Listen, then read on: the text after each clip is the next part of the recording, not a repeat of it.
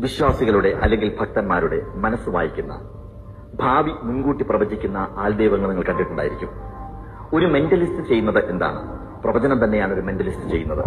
ഭാവി പ്രവചിക്കുക. തീർച്ചയായിട്ടും tricks by Fazil Basheer അതുപോലെ ഒരുപാട് നമ്മൾ അത്ഭുതപ്പെടുത്തും. ഇവരെ എന്തുകൊണ്ട് ആരും ആൾദൈവങ്ങളായി അംഗീകരിക്കുന്നില്ല? വേഷവിധാനങ്ങളും അന്ധവിശ്വാസങ്ങളും. അതേസമയം ഈ ആൾദൈവം പ്രവചിക്കുകയും കാര്യങ്ങൾ മുൻകൂട്ടി കാണുകയും ചെയ്യുന്നു. ഇത്രയും കാര്യങ്ങൾ തുറന്നു പറയേണ്ടത് ഒരു ജാലവിദ്യക്കാരൻ എന്നുള്ള രീതിയിൽ എന്റെ ധർമ്മമാണ് എന്ന് ഞാൻ കരുതുന്നു. ഒരു കാര്യം വീണ്ടും ഞാൻ പറയാൻ ആഗ്രഹിക്കുന്നു.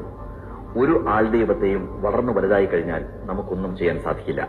അതുകൊണ്ട് തന്നെ നമ്മൾ ശ്രദ്ധിച്ചില്ല എന്നുണ്ടെങ്കിൽ നമുക്ക് നഷ്ടപ്പെടുന്നത് നമ്മുടെ വ്യക്തിത്വമാണ്, നമ്മുടെ ജീവിതമാണ്.